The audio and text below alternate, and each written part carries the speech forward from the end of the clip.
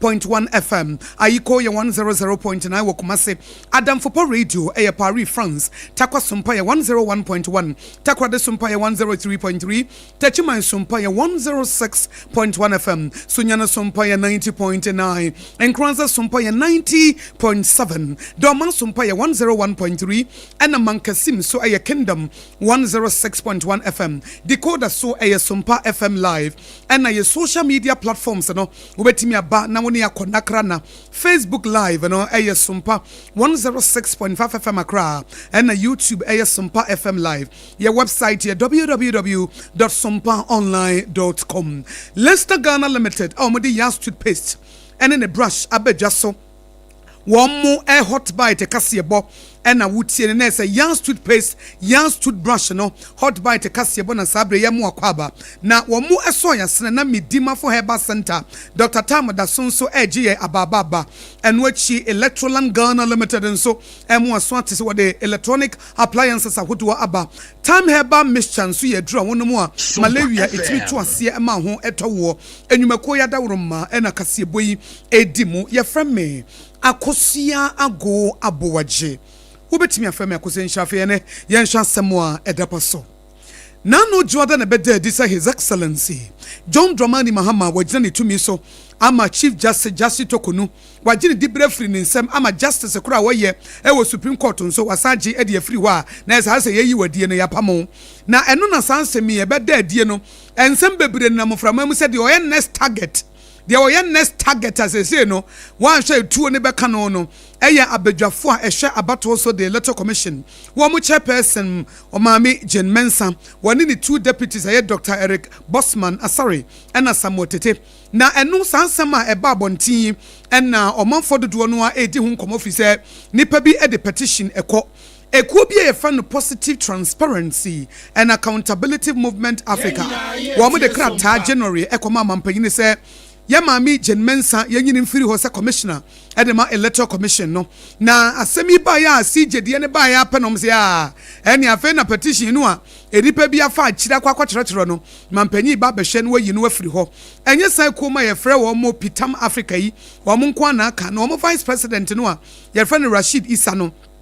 wano enen Sompa kasiyebo echichi nkomo na wachire mu se eyo mo nwanwa se His Excellency John Dramani Mahama waye din efa EC chairperson no a wo mo no de krata aba se yenyi ne toase akonwa se ku aye fa ne positive transparency and accountability movement Africa wo mo asam no enyo mo nko na akasa na wo mo ensem a emre bi wo mo ede tuwia no wo mo kansem bebre ede fa ho na asem ba ko mo eka ye ene se ade ba ko a ehadwene pa ene se wo mo ankasa ye omo hwehwemu bi na omo hwehwemu wo ma ye ne kyese mami ne dwumadie na anhyada anso ani moma yenkotie ensem a eye Issa aye friend no Rashid Issa awo no na eye vice president ma wo mo no wodi etudwa. As a matter of fact, we've not had any proper communication or any clear communication as to what actions that the president is hoping to take on our petition. But we've put in some reminders, and then we are hoping that they have structured ways of doing their stuff. We have also given ourselves a time that if we've not heard anything within that time frame, we'll go back to the presidency and then demand a proper follow-up. But as of now, there's been no direct communication. We have only kept to our cool because we are seeing other measures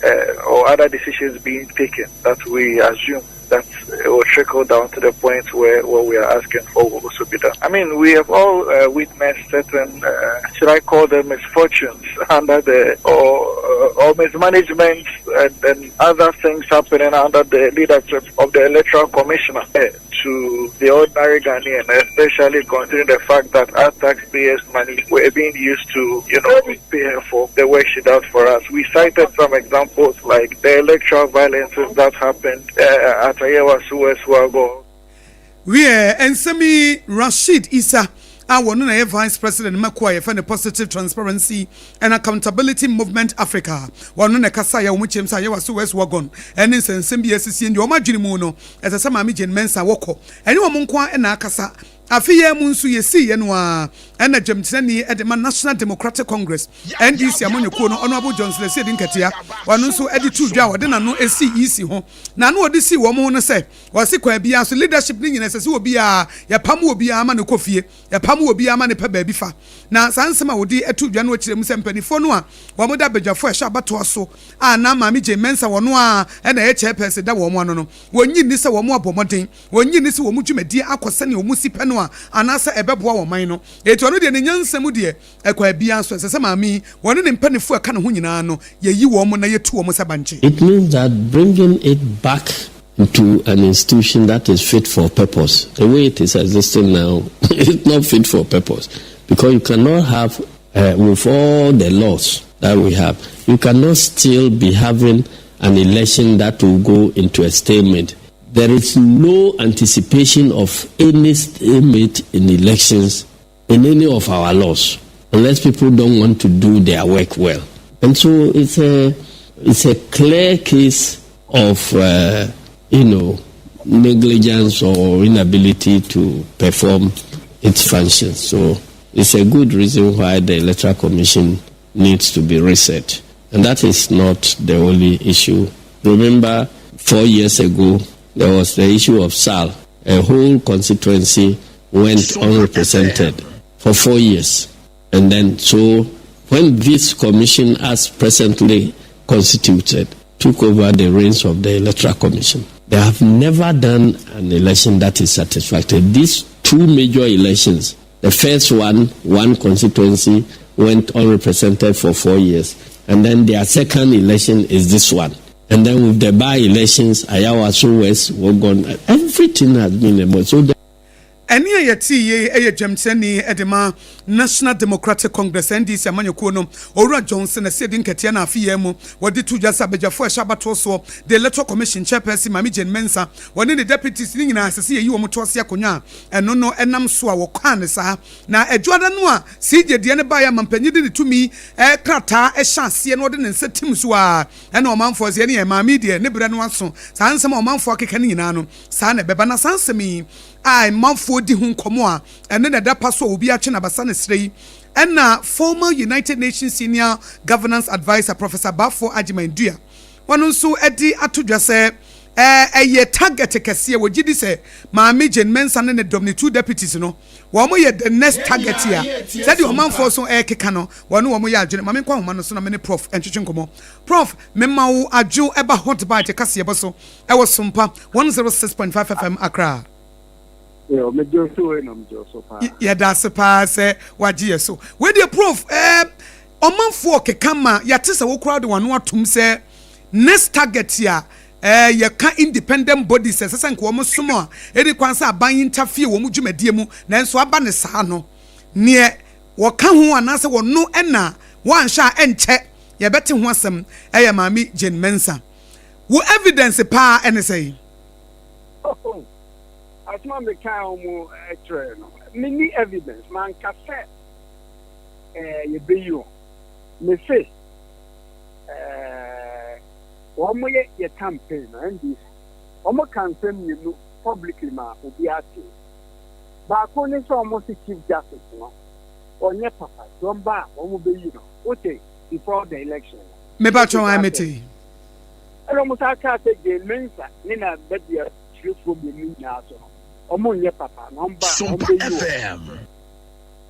and no mo kan no na me ye interview me selo say pa tom ka so mbe no chief justice no mo yi no ntu anja ani na de beto aso ne ye mensa ne na chief sana me ka ntu no em se minim se Johnson Asieg na on me ka sai no omo aso so aka ne otu na nutu aka many times say no nko NDC mpaniko bebre aka say Jane Mensa de oni na budget na oni o mu 2 deputies na Dr. Asare o be ko o ma ka nti me say basa enye nwanwa o mu ne kan ya nampa eyampa afia mu June no Owura Johnson Asieg nketia wo kan bibia etesa ena ya ti se kuo bi nso so o mu akasa na prof se wo hye saa de yi a yemfa ne se de ye titie yi ɛne sɛ deɛ ɔmo campaign season no ɔmo kaayɛ sɛ nipa mmienu di ɔmo bɛyi ɔmo afiri hɔ EC chair ɛna ɔmo bɛsan so ayi CJ afiri hɔ eti CJ ampa yɛyi no afiri hɔ eti ɔmanfo sɛ next target ne deɛ by all means ɛbɛyɛ EC no saa deɛ ewu hu ne sɛ ebi mu hu ne sɛ ɛsa na yɛtwa to no ehu saa na nso hu no ana ne makasa akafa Chief Justice no na me no sabi enye nipadua a omo target omo na eha no eno dia sabi fe wo ya adwuma na sanya adwuma no am so apanyi wo so ka se wo ya adwuma yo beyi wa enye dia ken ha me nti I'm not looking at the individuals involved me share system ya take at horse ya pese ya dikichire ma na institutions no the judiciary constitution per se actually say almost independent. The same with the electoral commission constitution so almost independent. Now some fake a church muni. Yen penny for a bar. Na mapa coin this so na ye yibi. Okay, yeah. Now 2016 before the elections now. MPP4 almost flag bearer na na Akosua. And then in penny for no be campaign so almost bar mu pe. The electoral commission chair Sompa FM and your son shall or send your business. But the empire so no more by almost by mono. And check and then cut a bass also one for from the Pedintino, a wire bonnet in Tibino. Ye Charlotte or say three. Yeah, that's what they tell me years December years. Because meeting you campaign, they call Cassette. Because look, the Nana Kufu the year, we use Charlotte. See, I hear the year, NDC for so bad. On my side, because some to be the names and names and call for. That time, we put the man back to just and count. Oh, now, and no way back, may you women. Not for trouble, also may you men. Any ancient year, a day at Santa at the Baba to so. If you say, or my teacher, the institutions now.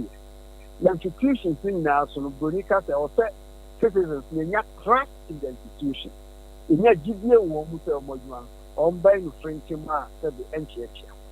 The institutions is a better political party, but to the one you payment or maybe you are. Let's just say institutions, no one near what you, and none of me a hammer.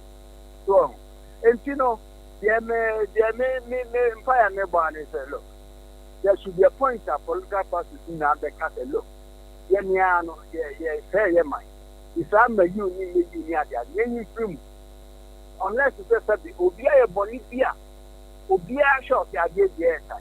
I know the idea of you put a better. Oh, let's say, Banwama will be the church of petition. Now, Unipa. Na empata. Me master me say,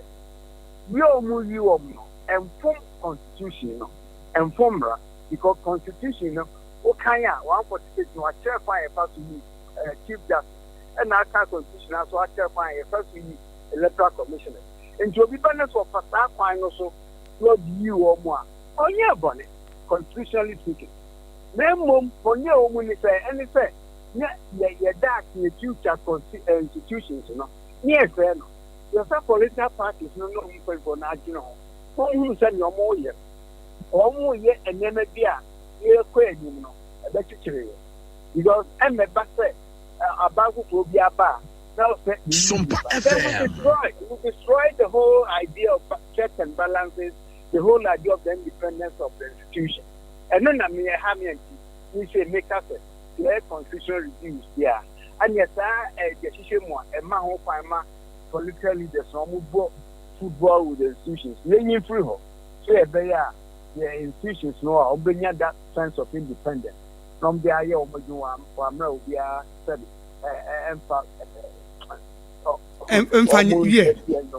exactly. All right. Prof Bebrena said you can ya Bebrena wa Jimbi say Ghana hano say ye partisan politics no. Ye muna che obi anim se bi NDC NPP enti omo no omo leaders ne ba omo yi state institutions no esesen ko munya independent omo ye independent that esesen ko omo de omo ho na omo ye adwuma na nam se executive no na yi wo mu ntine by all means obeyi nipa wo ye ne hu nipa. It is a case institutions and answer bodies no so mo independent enye possible just say constitution na yesesa no na ye take sa authority ne free executive ne nsem na ye de fa kwan foforo bi so aye be yi mpanifo mo eda no eno prof hu ni say no masterman wa kan pepe de masterman the constitution review aye ye ma modern use sa process na to me idea share Omanpenny and after while your president say yes, the chief justice. Una choose the Napako Council of State. The answer so now we make chief justice. Then you find them through because constitution I want at the to me a bull should be brave. I'm a president. This is Ghana. Who be president? You appoint about 7,000 people. The DCs. Even district assembly president appointed me party. I was so. And then that is on my DBI president. That centralized the system classes say, can he be a cry to open DBI also about Accra open passport this over Accra maybe almost try and come back a floor and can be a region so it's not for the passport and yet about Accra. Like regions know who, and so Sompa FM. Passport crowds, Yania. Ya don't crack it, ya the banker. So, to me, ya did me na best president. Amanka, a hurrah, a cry breaking at the seams. That's why Manka, ya Ghana, you didn't cry, ya Ghana.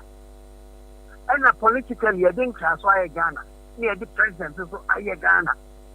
That to me the draw.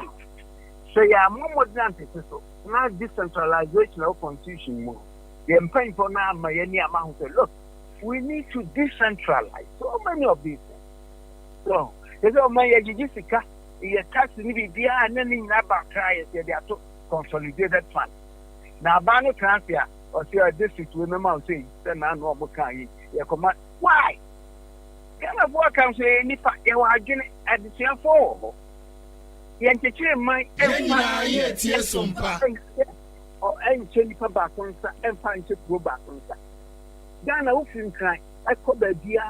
I own the corner, good mother crown to somebody who shade because the iron cry.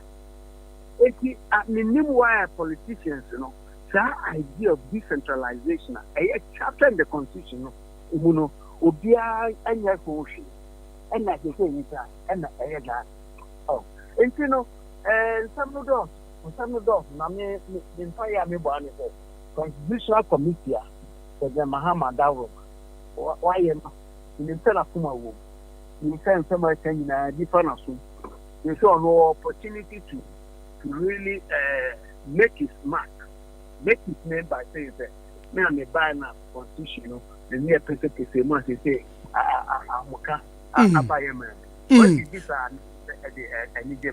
We prof we dey ansa na meja wa mo akokora ne se de yesi tete no ene se de omanfo susuo no omo expect se bibi se ne besie no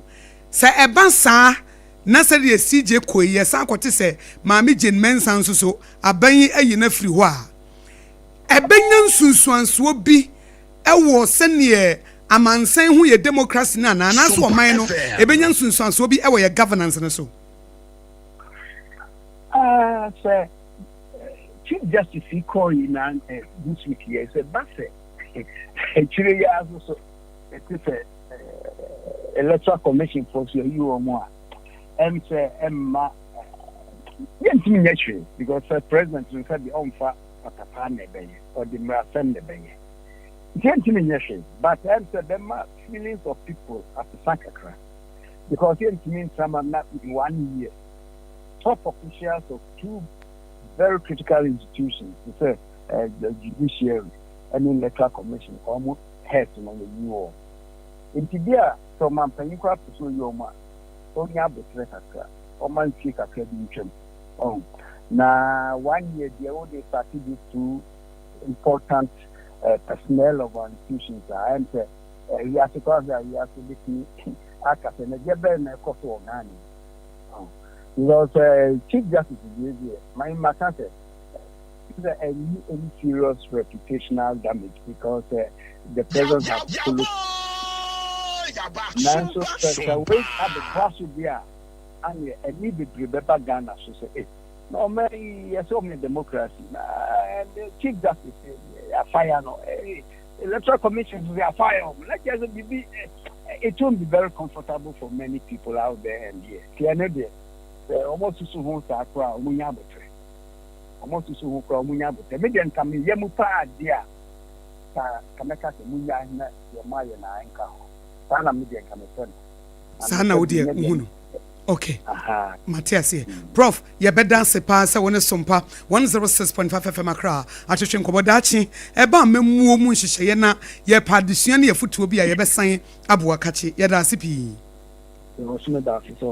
Yo. Baba. Ye da se. Ye ne Professor Bafo Agimandua or your former UN Senior Governance Advisor. Now so United Nations amansan kubatan United Nations no na wo company fu tu omofo efa memu mu a na wodi mutintima wo sanso ye Ghana ni eti ene ne twehwe nkomo efa ensem a eboboba o se de odi twato ne se sempo afiye mu aba ne wadwene bi se obese oyi isi firi ho a enye emmoa oman no de waye no aye enti sa wo san de bi beka ho a wanhwe ana ensunsanso ebeba no ebetimi aha oman no eyie ansunsanso boni a ne adwene bi anipa bi benya ene hyehyeye bi no ebetimi aha adwene pa na yenkwa homa no so na mene lawyer Noah Adamte a woye private legal practitioner mene ne nkwochwe nkomo emfa sansem a manfo susu se say the next target no Mami Jane Mensa na yenkodi hu nkomo lawyer memo ajuba Sompa 106.5 FM so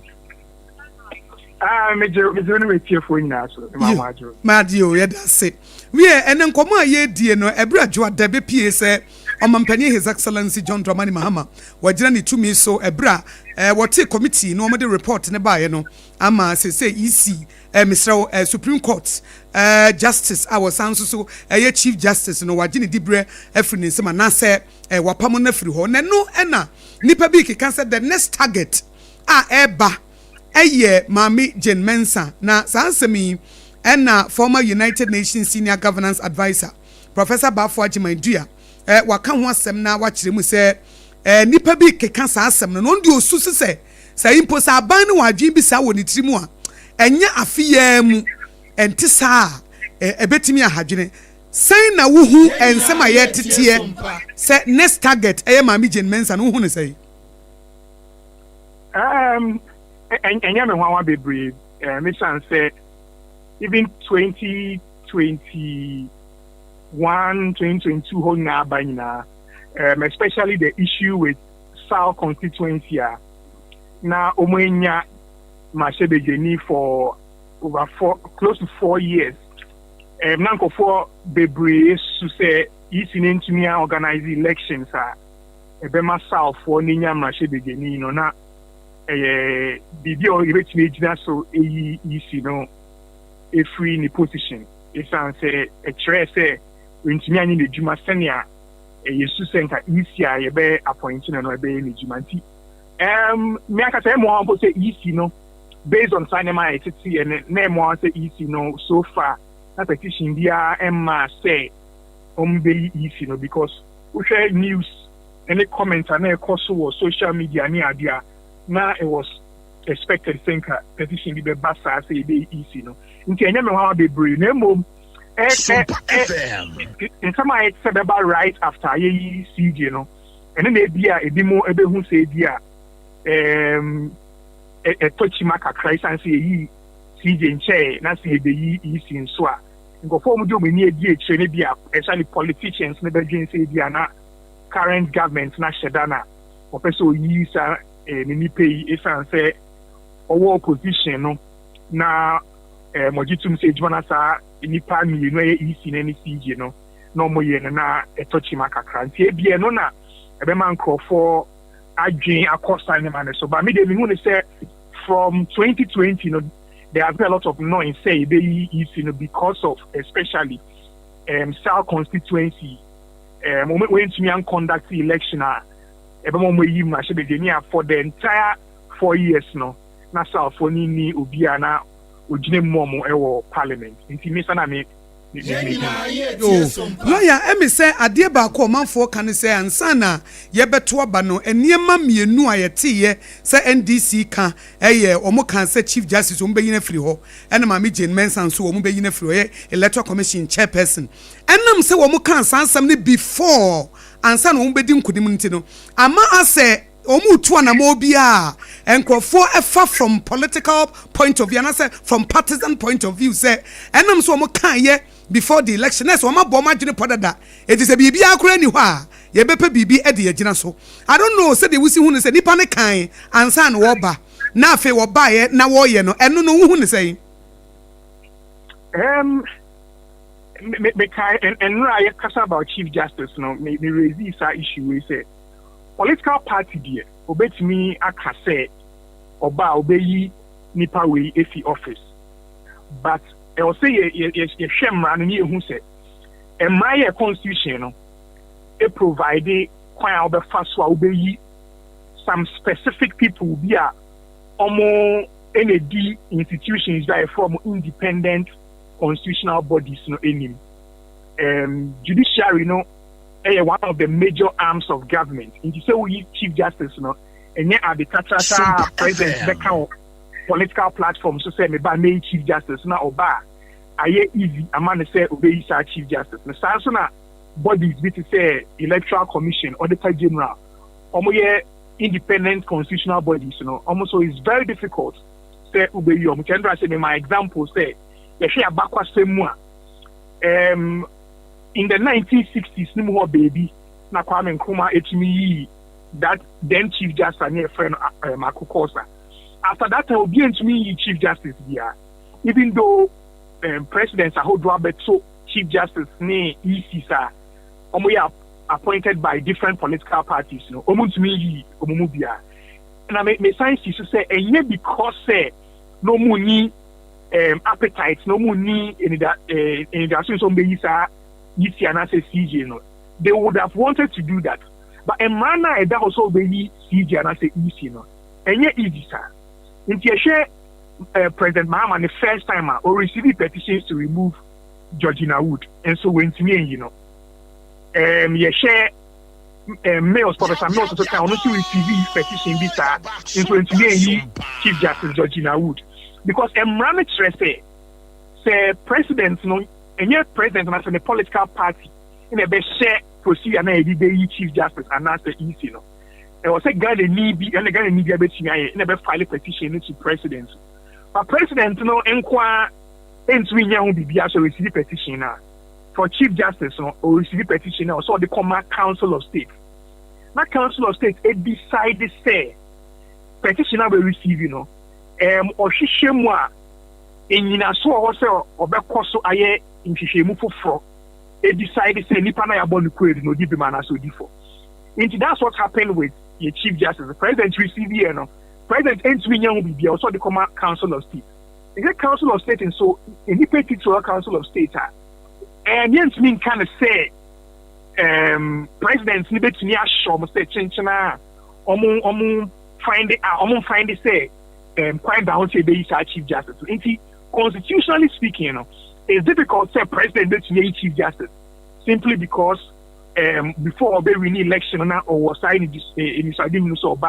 obey chief justice. The same with the EC.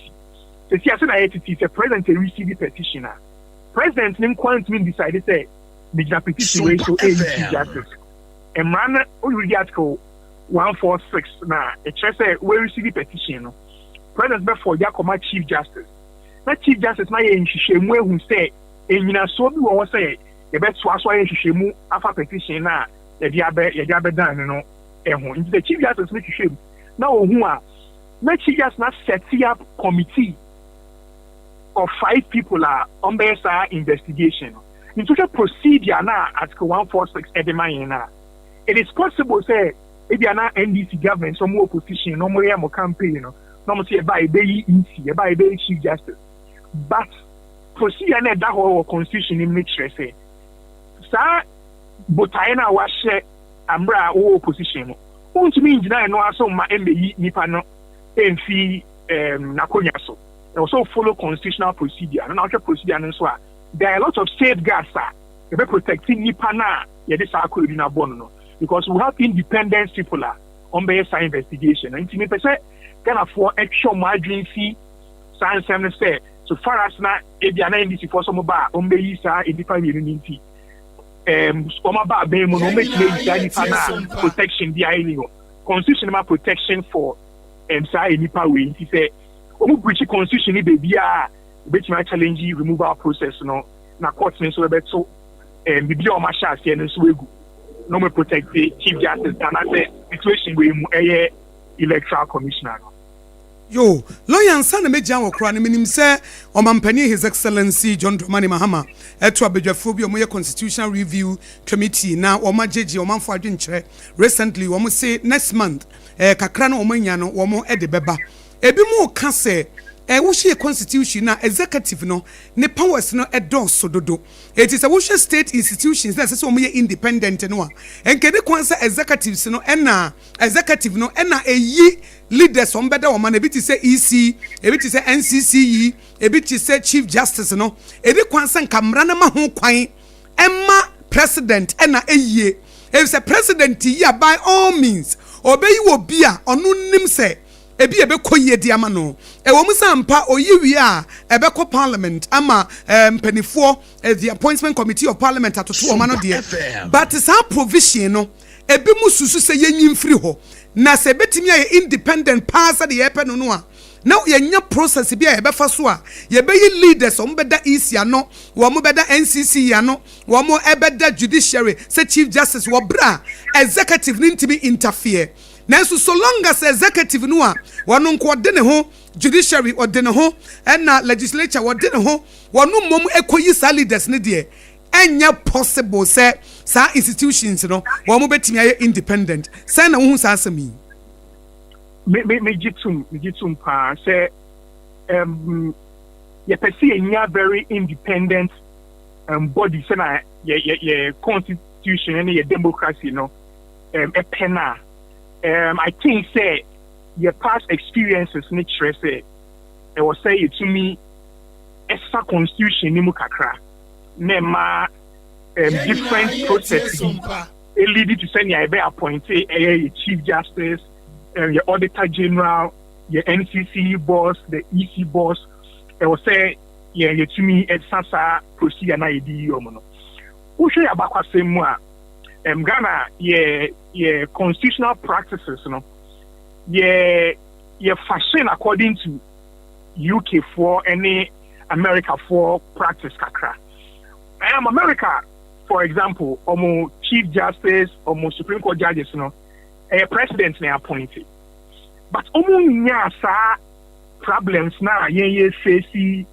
seriously over the years the same thing with UK almost nya sa problem no. By Africa in recent times, Kenya, South Africa, any amini be kahuna, we have the same problems that Ghana they facing with the independence of sa bodies here. We are appointed by a executive and our president, no? And especially because they usually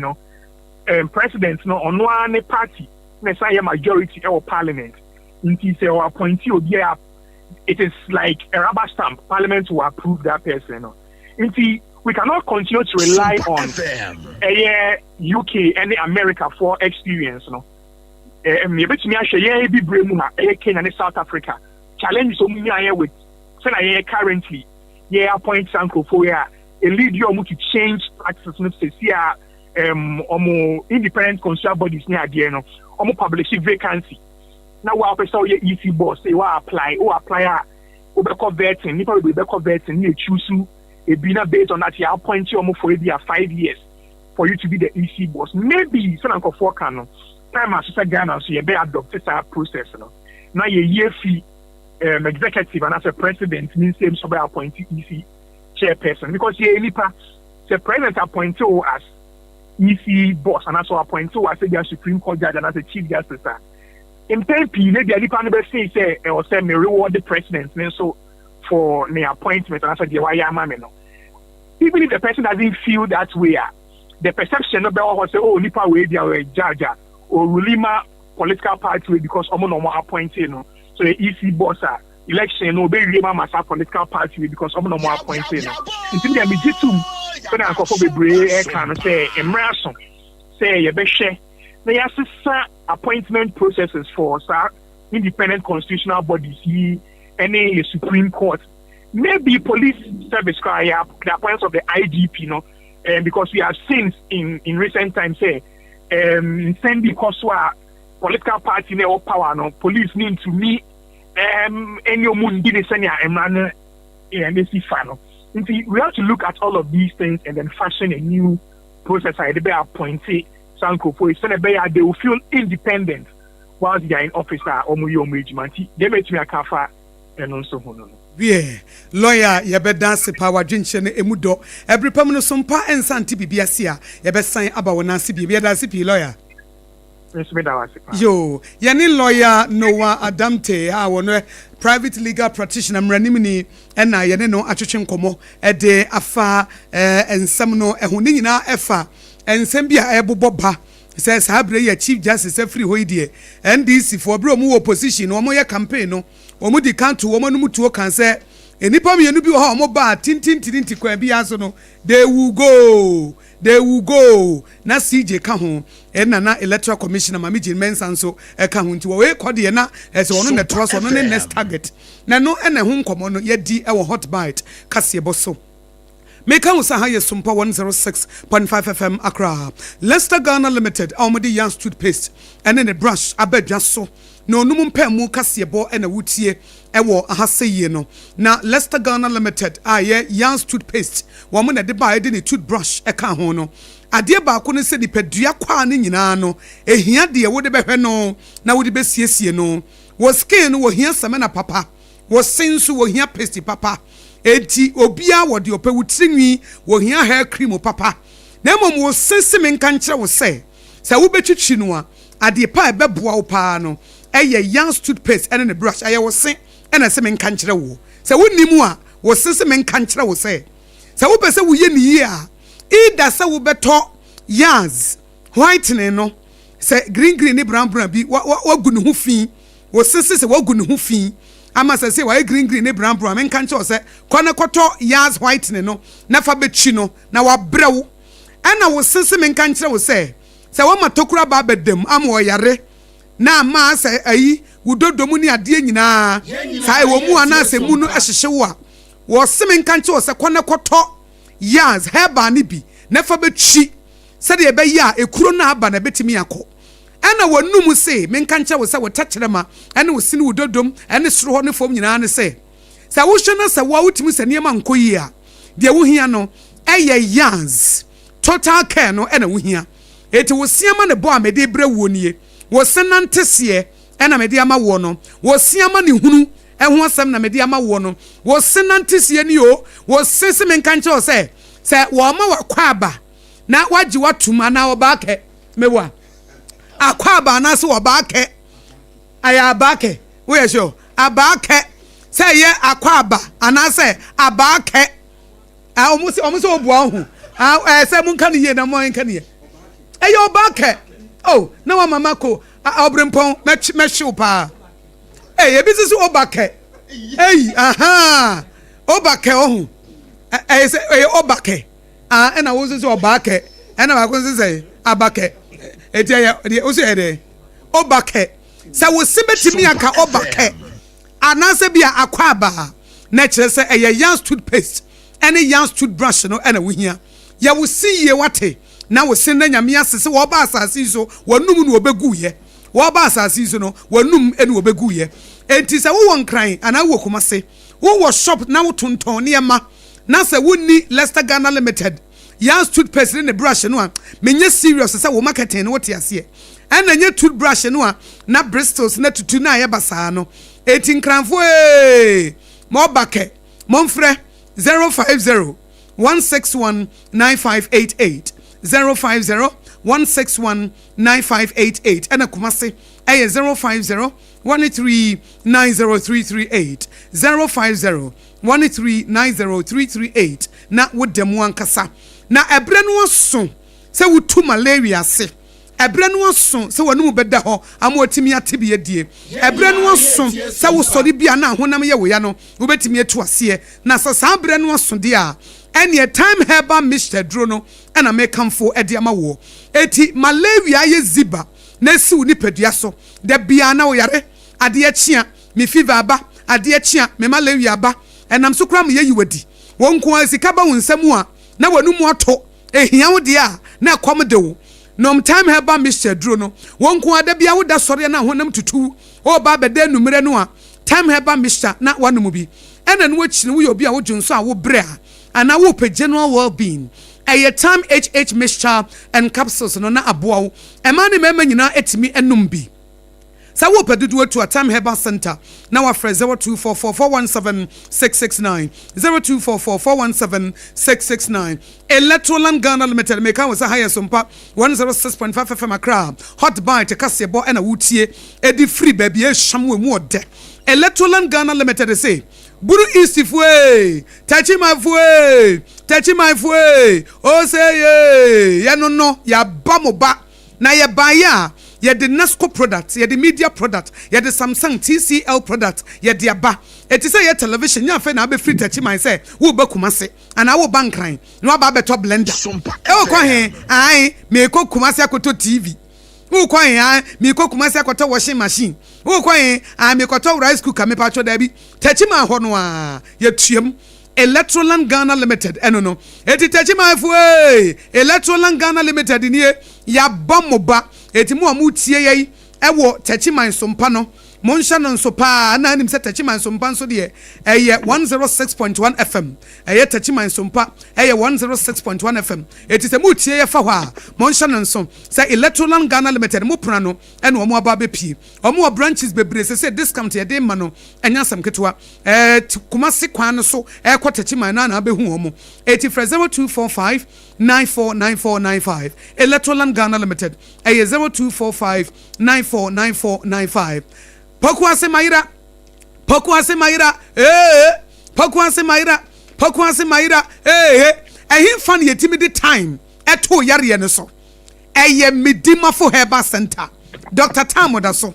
ene yetimi de ebre ye de eto yare ne so na ye de to so na kire se sa stroke no ye de yare no sa stroke no abubuo no a ugu ho nana o ma mi bi ne nkora mpo na no mi komedi mafo akoda bi wonya 15 years a wonya stroke na me say how come na so ye de na ba medi mafo nti akoda na obegina na so na wabobra eti bra na medi mafo herbal center Dr. Tam da so mfa tam nto yare no so say ye diabetes prostate issues hypertension kidney mane mema mo pa wo krankro yare wo ba no wo ba begya konwa wo betia wo fa hodie so bra medima for herbal center typhoid and malaria otu ase etie nyina yenkwai na medima for herbal center poku ase mayira uduru ho awonyira nanso yare ne de bayira eti trotrofo any taxi driver for obi a poku ase mayira medima for herbal center no eti wo kuma senso agogo wotuam friend was 0244774282 0244774282 and 05007272215 na with them kama na aboa wo sa nwumekuo yi wo mo da wurumanti na sompa kase bo emu aye de na aye sham hot bite kase bo no ye to aso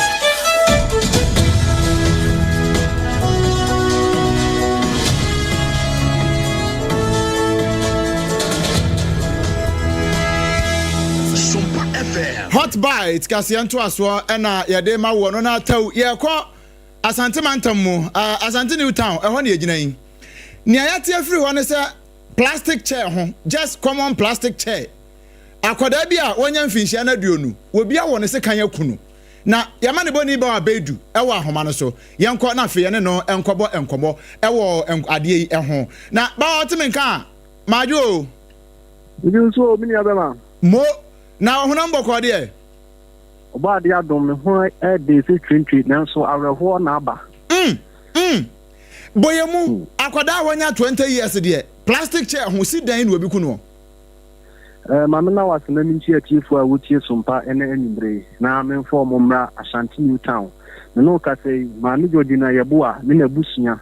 no ka se omo nso no egu dwam yi papa isan se ade chen ena nopa ahomachi nombre na je se abonu numpa mu anasa ena ne babe ma ye fe no Kwadwo Bright a wenye mfie du 20 years o sorry yepe ena oba o ma no ho se mommy me aye ndie je se seni o da se ni lipa bia na kwa ni fiti na wo so ko no ko yi ni yam kama nti o ko ne ma no ho so kwa akope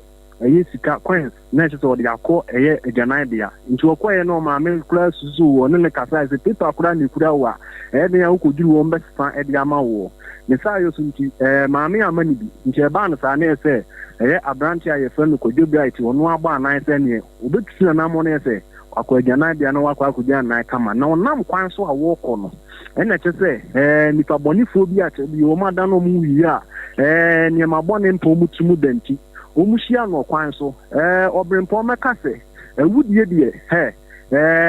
yade a esikwan yi papa na yade so a etochema wo da fani abrabo mu ebra omo ne abranche ye fe no Kwadwo Bright ehia ye no no ka se omo de sekan e de awo no konche mu ma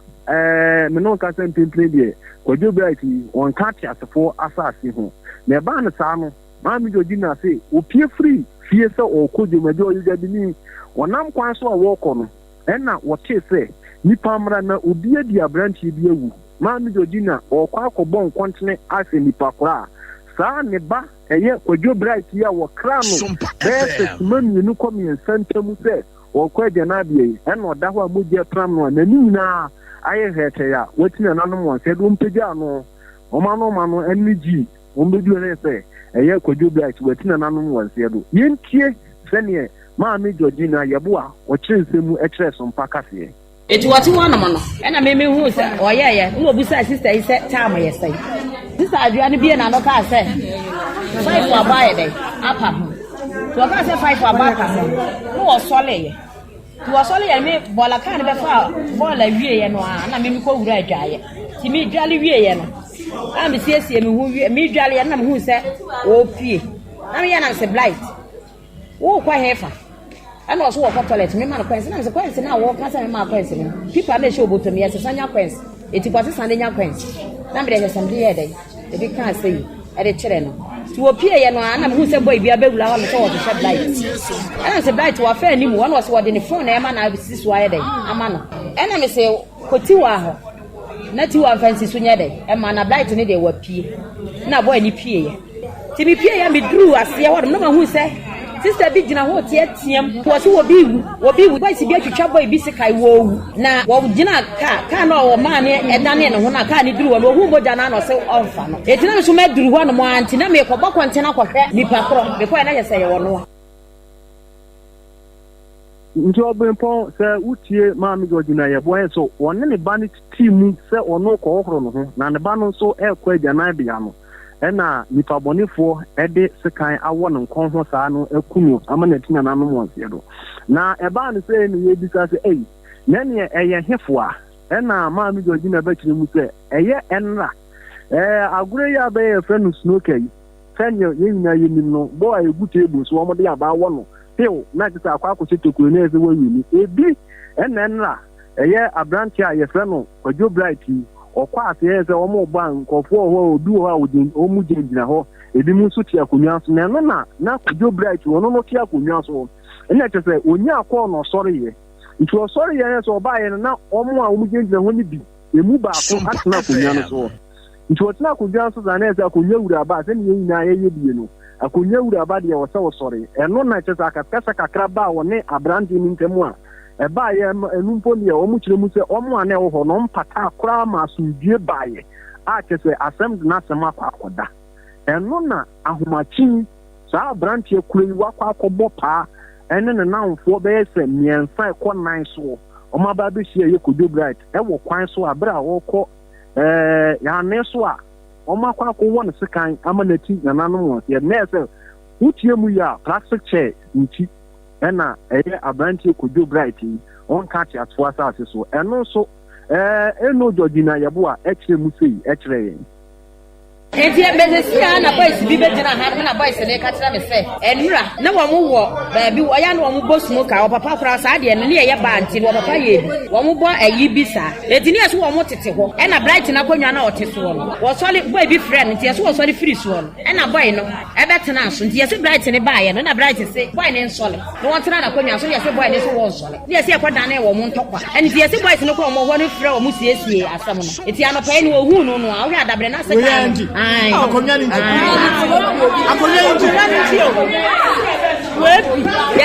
yes book ahon no mo gyina se wo mo to o mo boss ano aya na boys na atwa ahia eti wono na konwa na ote so no wono wo so na ye no e na je se o kwatena so ti wo ba ye bright ne ba na bright ne so no ma konwa e na wo se ne nso ne e na se dan ne wone ne ti dan ne wone ne tokwa no e na se boy no asam no anie we ye ba bedu amane bo ye odi fira santemantam mu e de abasom ye asam no e yawra hosem papa sabusia o join ye e wo Facebook ne so a wo behunu sa emfoni no e twaguo na mame picture ba ko no nia wo modeda so bebre no ba da binya we ba ko no a wo mo agrede no eno bright no aye kana asem ne nkoda abrem e picture e na dan finfi wontu wo ye nice boy 20 years akwada ena enden prempren de no so no oda apaso a plaster FM fam ne bo no abusia join yen e wo Facebook ne so Sompa 106.5 FM Accra Sompa 106.5 FM Accra na ba pictures ne videos no a etwago e wo ho ne bi na yento akase ne so emfiri ha ya toa so a awrehosa na mu ene yegina na we de medo ko adabraka district court no bra won ko asetena na kaneshi ho court no ko asetena no asem no nyina yesa yewra Steven Kenamwa migration officer no a ebinu nkoto no so yirema woti nananom won sedu ewie ya nka won sana akwakohye na amu agu so no eho na won mo ba court no ekowie ya pmpani ntena agwamu no won mo twetwetwe ya ekoche se won mo nsan kona won samra bio na sede mu nsam te no na oponchecheku bankran ha de a bibia pane akora afrito a ne na so ne frito no wo wase na sesi ye ntia pmpani hye se wo mo nkomra bio ne da kropoti a wo de hye no on ne betimi aboyemu opon akwaba Apam Joso na bra pmpani ba ye no Steven Kenamwa ne case na wo mo de suspect ne ba ye no na wo mo so sentia wo mo san tu hye no medase ene bosumi mienu pepepe a rehusem we esiye ewo eye enkran hanum sei hachu biaya eka eye Greater Accra dome kwabenya abatom petwa so na rehusem we siye ema enam so ema eye ebusianfo a eye abrante fe no 17 amua immigration officer no rehusem siye na ewo June bosu July bosu ne de to so eye enkono abusia nam so ema nsemu wo mo de akire kwotechire eye kwabenya district court say bon akai yetiefo kakra eni na namu a ma poti pompo krompo hye asem no wo mo hye na fe wo mo mpegya mu na wo mo fa nkonko pie mu ewo Kaneshi district court a eno ewo eye adabraka enti na wo twemienu ntam ne ye kopie mu wase ene na court no hye se yensan so fa asem no ensan so emra bio na eno ana enam so ema eye suspect a yedi kanche no bright awe wono ena chese apostifo hwehwemu omo ye ekire se abrante friend 17 amoyi immigration officer ye no makum no asanso ahye na ka wi wono ena chese na wodi eye abrante 17 amo eka ema chese ekei o friend se womra no mra magini sika okoye ne asemu yi enya asemfoforo wa atiefo ne chesatefo yasumu na enomo kopie mu ewo court no court ehye asem ni se omotu e de ahye eye October bosome ne da etoso enkono ne tentini ne tietie nyina mu kire se wo mo hwe se omonsa betimi aka danse a epim kwa sie yie na eno ebetima boa ama eye nhwemu e wo so mo ye ni nyina no omutimi e de ba betudwa na eye ene ye court no eye second suspect a ye friend Thomas Sigei na wotwe etwa mu ye de ne bepie court yi ne lawyer a ye friend no yewra ne lawyer e de ba betu dwa e kire mu se no kwasem nie ne suspect ne ho mfa no enu nti ehu benya se wo se ye hye na yede ne kokopie mu ewo eya yaresabia e ma chese ba ye mpokura ba beto mu no abusuanfo dwa lai pa e mo mo tene mo nsampo krompo ewo lawyer yisuo na ene court ko asena no court edi kan efre abusua no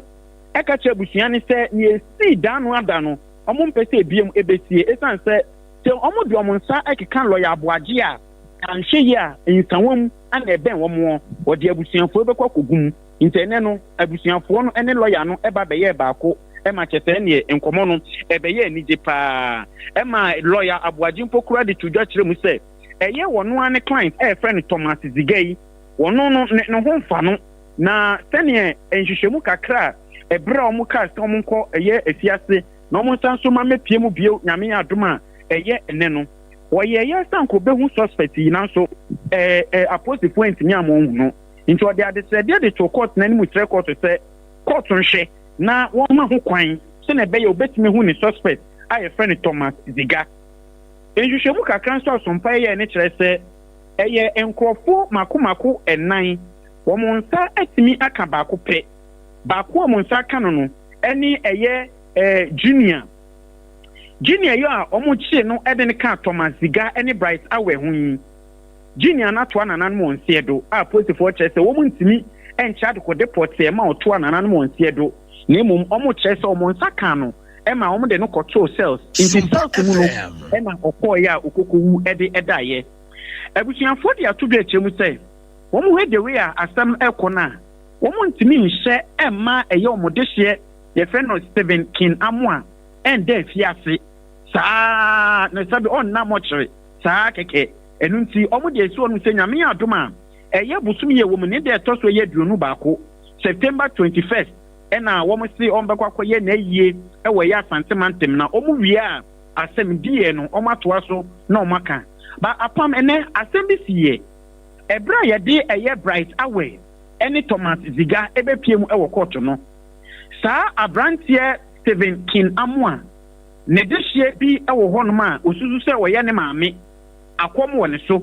nti akom yi ba wo court ho pa na nsem o de tudwa de bebre wo se eye wo no ankata ne de hye fe no Stephen King Amwa yi nipadua o mahu a o mo se eye wo no nipa no ne sabe ne nan ka ho ne nsa nka ho enu nti omo nkofa ni nipadua na aka no emfa nka ho bie they say Apam no ka say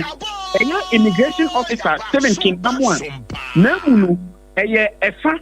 pe na busuanfo chese wo monsa etinya ka chese ni tini mpokura na enu so ka nipadua na omo twa gyashi ma omo hye no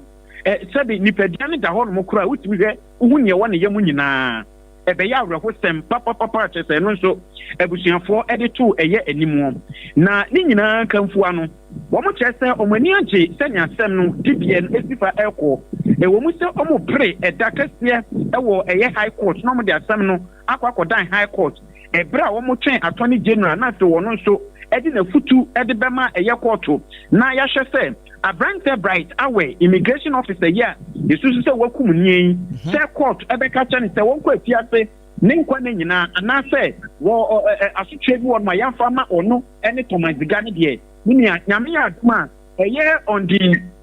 9th of October nyame ya adum na tete kokopie mu wo no ma ene emunsu nsem nyina no ye de ebeka me yetifo mo opon na chasa boso mi du ni de toso nkono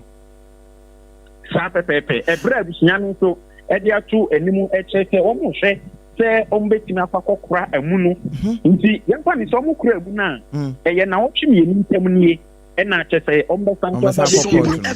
Kanesi district court okay nana mo pa ne echire wadie nana wo ka se Thomas Ziga ne kansere Gordon Aboagye se wonte apo na baako no okoye ya amana nhu no oye de na nhu se wonte apo medase na wotwe mienu ye aye ko ye ka ho bi na court no etu eye asem no ebe hye enne September bosom ne de so enen izan so no ne de na be fresh izan say Bright awe de ne de ɔno no ɔyɛ obi a ne yɛdi kan de naba court ne yɛdi kan yɛde naba court na ɛtɔ so mmienu yɛde naba court na ɛtɔ so ɛnan nti ɔno ne nkokora deɛ ne deɛ na ɛnhyɛ da ɛnyɛ news saa so sɛ yɛn nsa kan second one no saa na ade no ɛkɔkɔ yɛyɛ but apam yɛkɔ a yɛbɛ nyinaa no aberanteɛ bright awɛ oni lawyer onya lawyer nso nti immigration officer na yɛfrɛ no 17 amu a ne namfofoɔ ankasa akɔkum no atwitwa no edi egya asen atu nipadua no mu aka ho no ɔma san so de ɛyɛ another lawyer eti immigration office ade aba bɛka ɛyɛ ne ho ntɛsɛ ne hwɛm a ɛyɛ immigration officer 17 amu no wɔnya lawyer fo mienu ɛna brighter wɔ ne do no ni lawyer nti yɛkɔ bɛ nyina ne de gye sɛ court na ne twitwa gye no anaasɛ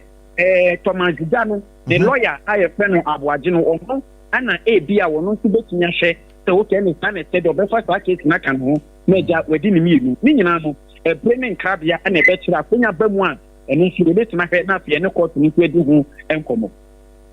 ɔpɔn mo ne adwuma pa kɔsoa na ɔsɔmpa no som adasa na emu akatua pa unti nni ebi kasa no na ɔpɔn kyekyeku nkyɛn ne yɛkɔɛ no wei ɛyɛ Kaneshi district court a ɛwɔ adabraka ya Stephen Kenamwa migration officer ne namfofoɔ gye ne nkwa firi ne nsɛm wie atwa agyato ne mu no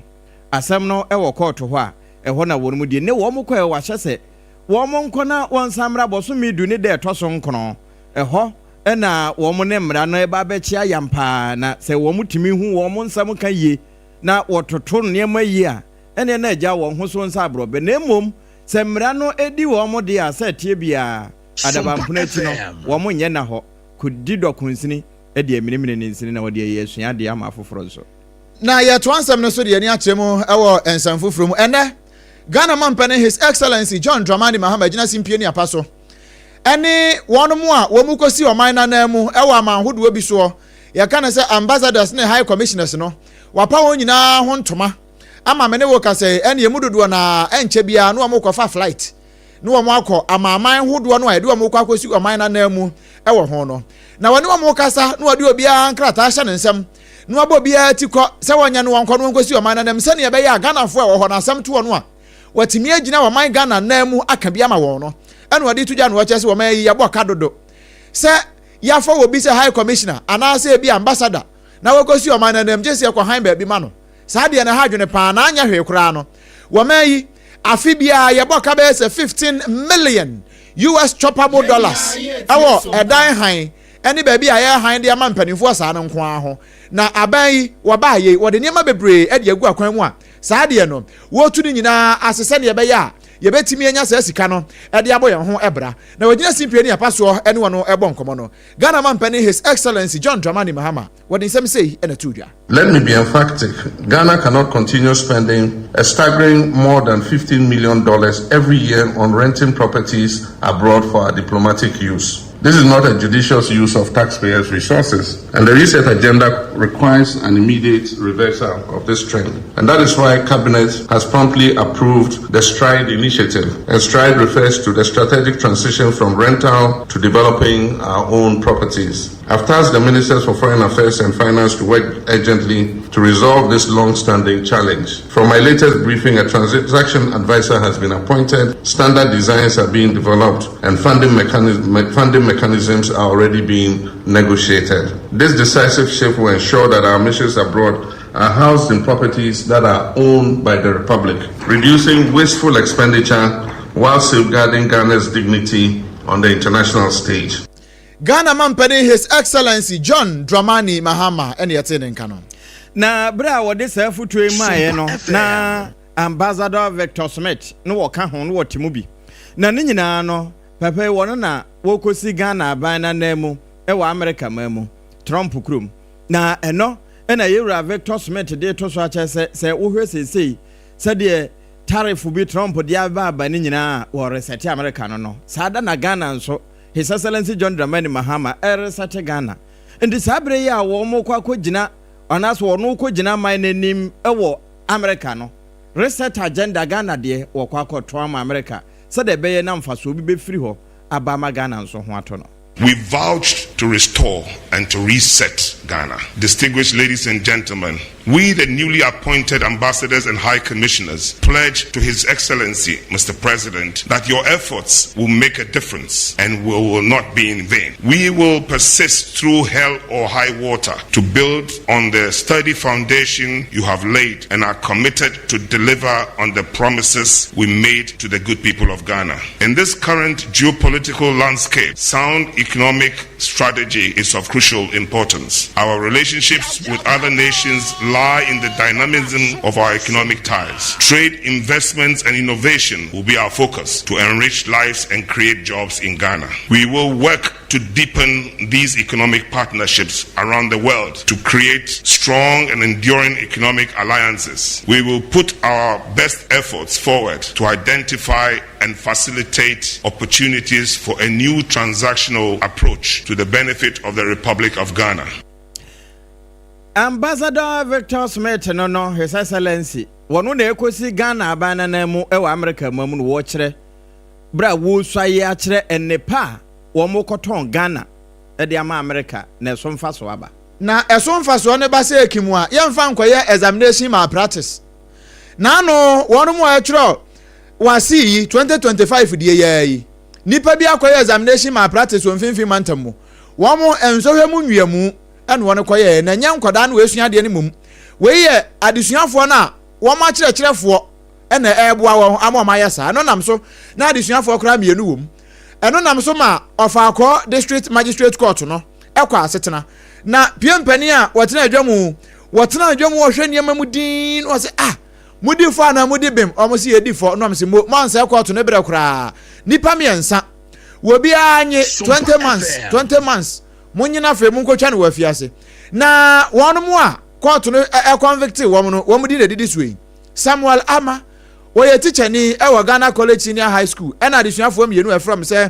Kwame Tin Cancer ena Amedeka James wo mu miensa ena wo mu di foi na akwada ya wa twere wase awie na o paper kora wazam no results o ma ye na ukotwa enfia ukwa afiase de na etoje wa eno nam so ema ye bomodin abopini amane boni kwakwadema ebopini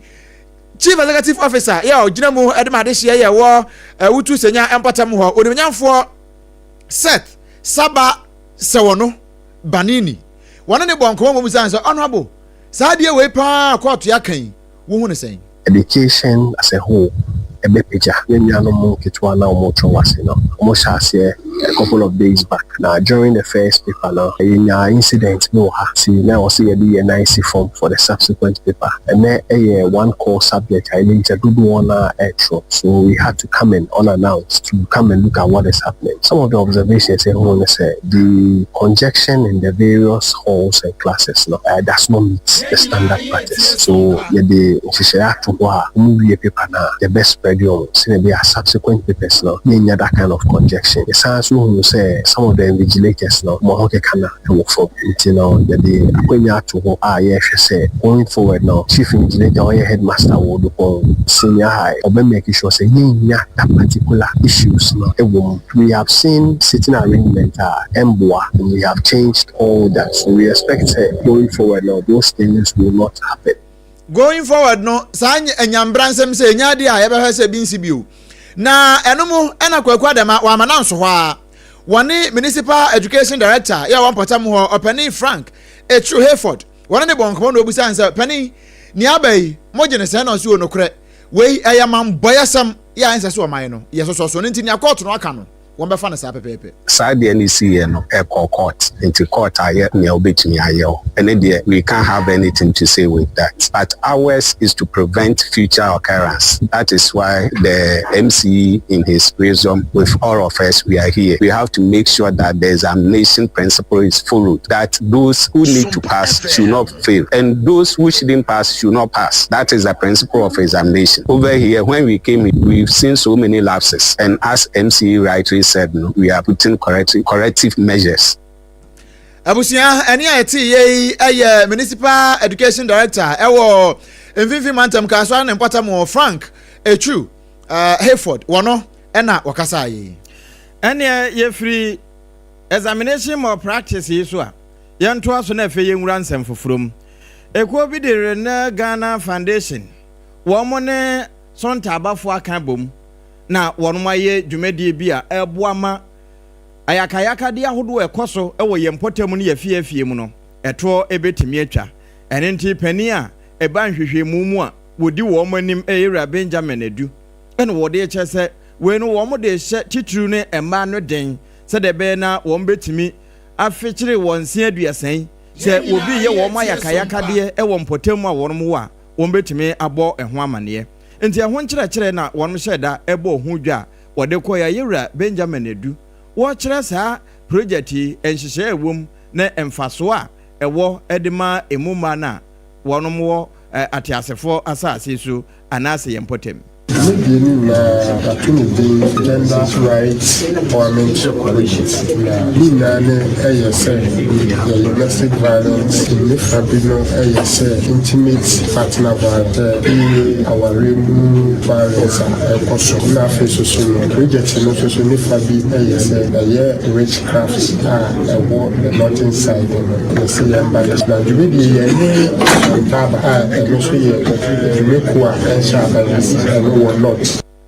Enti saa dwumadie mu no na wɔsan bɛkyerɛ sɛ wode ɔmbɛsra ban na ada anti witchcraft bill na wɔn mo de kɔ abandada na pɛn so a wɔnhwane no aban ne hwɛ sɛ wobɛtumi ayɛ ho adwuma Stock center. One stock center, they say Bia, Mina, Makuana, Semiria, Cosa situation, or co center, services a win, Billy Blue. So, Kona said, your nurse, your legal aid officer, your human rights lawyer, those who so into your Oba, case in any sense, or church, okay, my main for Maui, no, so the justice and services. It is our one stop center, the best said, a buying and share. Now, in our face, sika aban twam ebese aban se mema no ente so na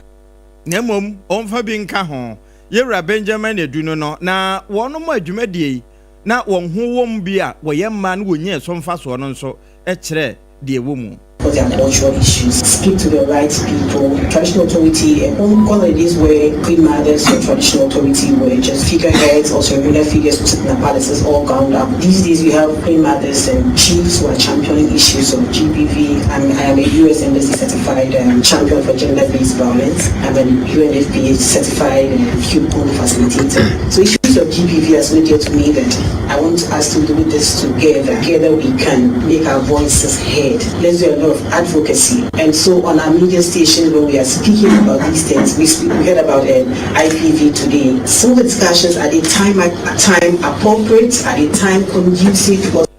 ene ye wono ma ye ma bia wonya adwumade ne so mfa so na wo mo kire de ewom e de kire adasa no uguso ya wotie Leicester Company Limited Yas toothpaste ene ne brush kase no e wo Sompa 106.5 FM Accra ene ye nkrabata hodo ni nyina ye dane ye ho sima ye ba kase ne ntraso ye de bema wo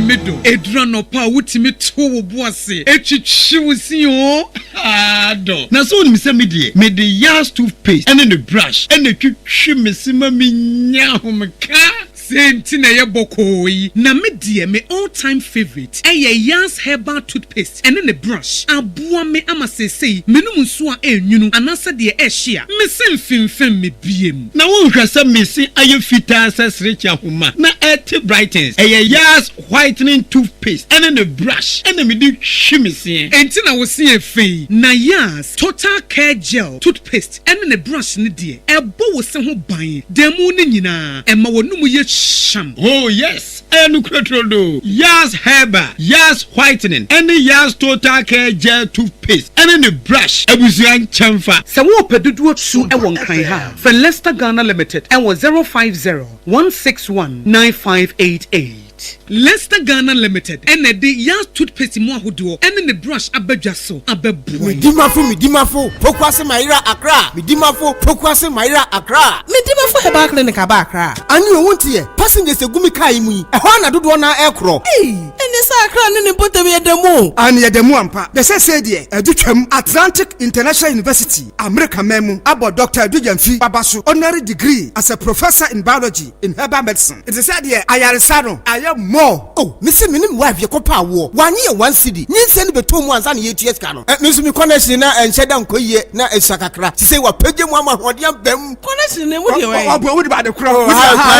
ba do kra wo de ba de kra ye ka. Stroke nso de. Wo fa no small. Chese agidi wo wuo ani de asie no. Yare bia etatia e wo Dr. Tamda so andi so. Diabetes, hepatitis B, prostate, hypertension, malaria. Yare bia. Kumasi say owo agogo opposite government school no. And then Krahanso Obepim ewo Pokuase Maira Kwano so. For doctor 0244 774 282 and 0500 727215. Midimba for Herbal Clinic. Mudima for ne hwa. Kweku, minim se wa yeshe. Me kraman nane. Na so ebony show ho embaso. Mane honsepeno. Ebony condoms comes in different flavors and available in all pharmacies, chemical shops, over-the-counter shops, and pubs. For bulk purchases, contact 055-230-0075. Ebony condoms, Ghana's most pleasurable condoms. Make it worth it. We got peppermint, strawberry, vanilla, chocolate. We got peppermint, strawberry, vanilla, chocolate. It only the view is a condom. The condom mulia then it's not on, but don't support as a condom.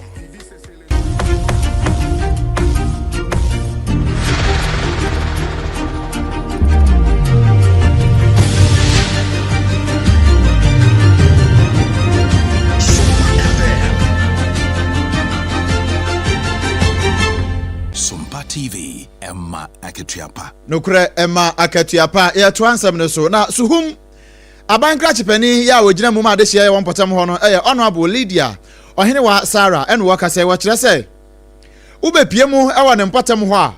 okada boys na wo ho no dwuma wo mu di mayo no won potam ho no ha dwene pa akwada ketekete behunu no anyem ubuzi anza ne ho na anyem wo se bra kofi ne ochi okada no ene wo se how abobo yampo na mode yankwada aseye na wono kwa asetena womo enkasa ye no mu ano ene woka ede ya kire awofo eba bie ne se mokwa amonkasa nkire momba no na mo awofo nso mun take responsibility se nkwada no mo ba hwe mo yie bio okadafo no enya mo 10 cities ene mo spaghetti ni sa yi niema fechire no ena mode be se nkwada no sa enu nti wotu wonfo na ne nkasa ye mu no woni yama ne boni kwamna nyako sei eno de to nanimo ehu se okada ko no ehye ye man no ketu anu ne ye mayo a omo se won nti ya kan ho asem se ya sewo se sei no ya sha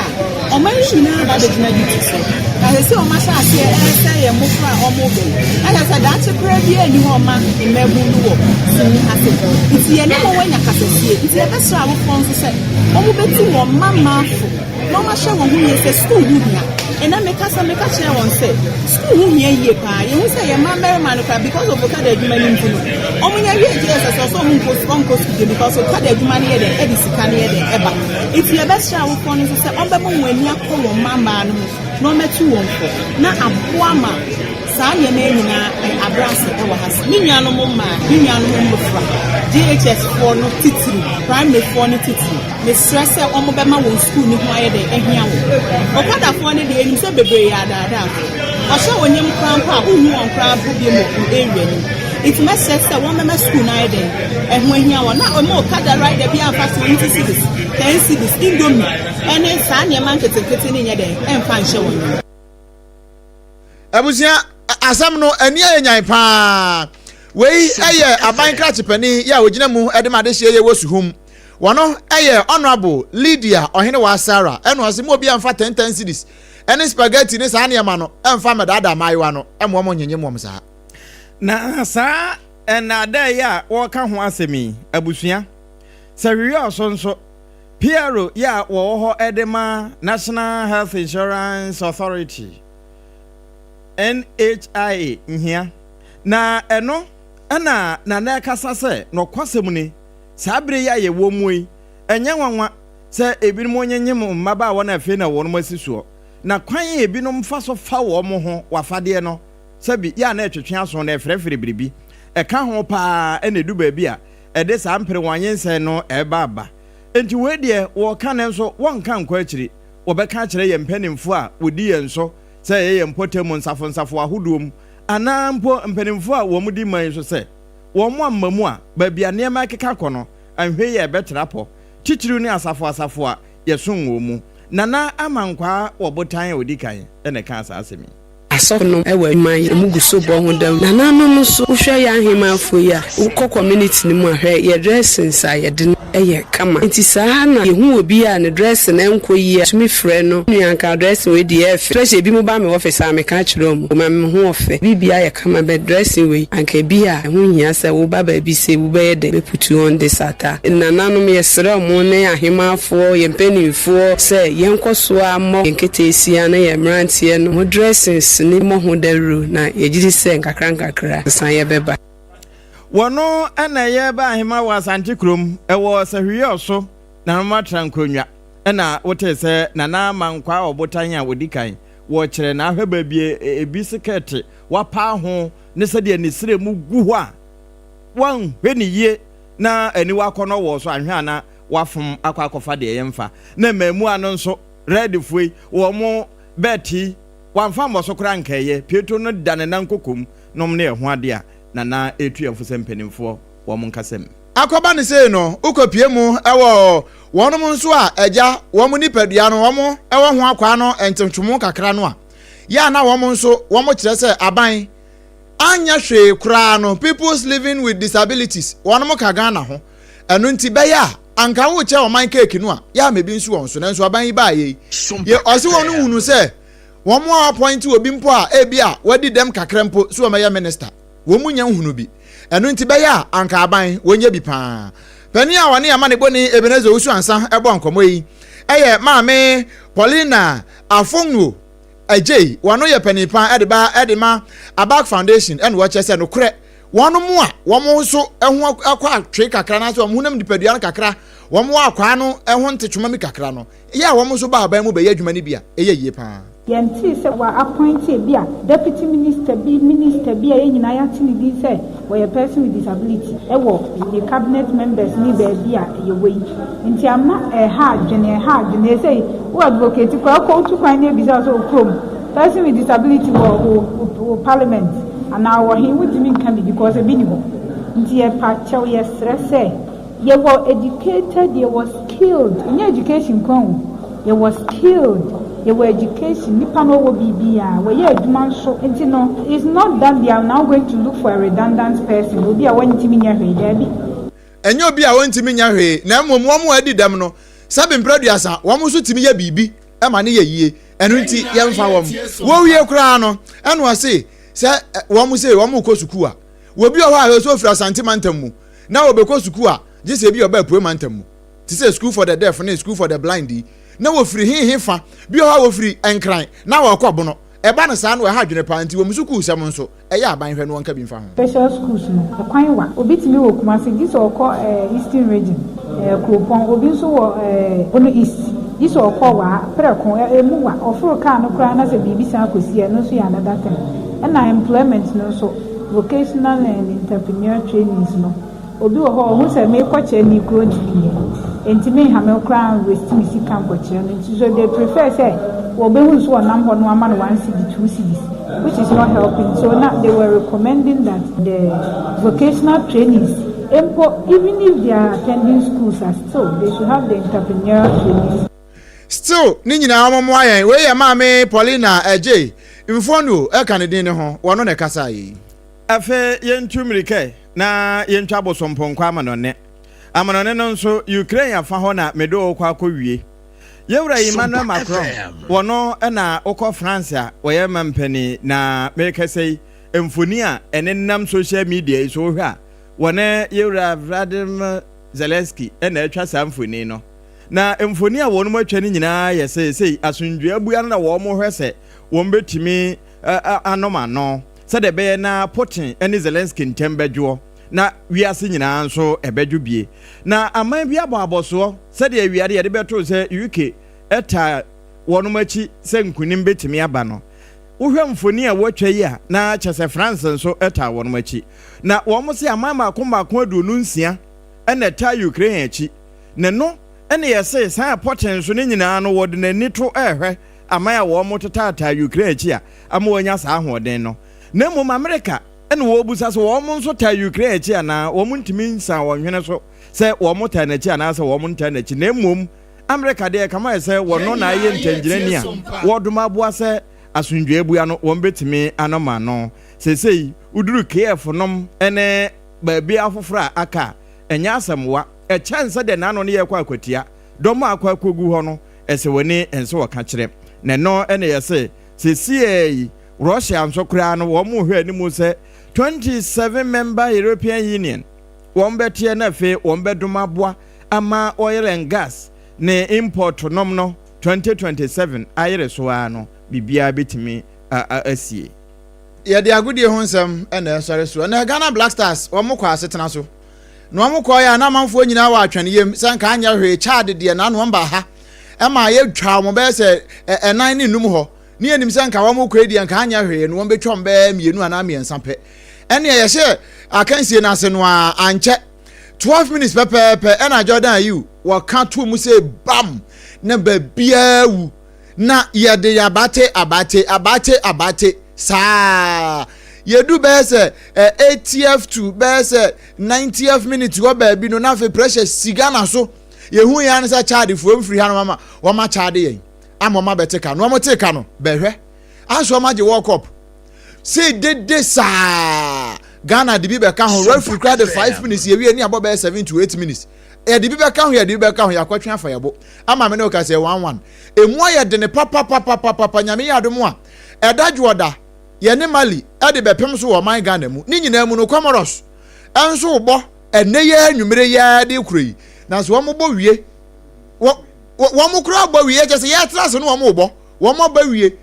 ama sɛ esi wɔn wi ni abenya 13 points ama asɛm no dabi wɔn bɛba 15 no wɔn wɔ 12 enti sɛ wɔn bɛbɔ wɔn anim kakra na asɛm no emu ayɛ den papa ɛde amu ɔman no san sɛ yɛkɔ yɛ anim no sɛ yɛ ne Mali ɛyɛ kyenkyene twan sɛ yɛanhyɛ Mali kuraa no nyahwe yɛ mo Mali bɛyɛ 9 kuraa wɔ Ghana ha se a no deɛ ne yɛbɛtumi aqualify de akɔ World Cup no bi na emom sɛ yɛkɔtwe fa yɛbɔ na Mali ne yɛbɔ draw Comoros afa yɛ ho ɛde kɔ asɛm na yɛ kɛseɛ paa afa no waso afidi akaseɛ no yɛde wusi na emom ensɛm a anwumre yi Leicester Company Limited wɔdom ɛsɔ yɛ mu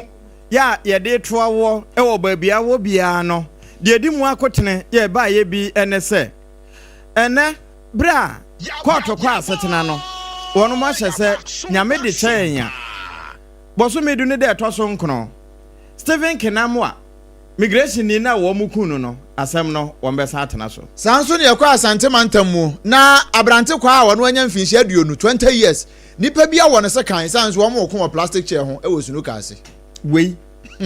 ɛne afoforo ya yɛkɔ amononi asesei Ukraine ɛne France aka bɔ mu a aman bɛyɛ sɛ aduonu nsia ɛta wɔn machi sɛ de bɛyɛ na Russia ne Ukraine wɔn ntem bɛdwo ensem no na ahodo ebre ka we ho ɛna Leicester Company Limited ɛde Yas toothpaste ɛne ne brush ɛbɛsɔ yasene ɛma yɛde ɛbrɛ wo na emom na anyi ɔno nko a medimafo ɛba center Dr. Time da so ɛbɔ ne chidom Electroland Ghana Limited ɛde home appliances papa ne a ɛnsɛe no ɛno bi ɛbɛtom yɛn ɛna fe Time herbal mixture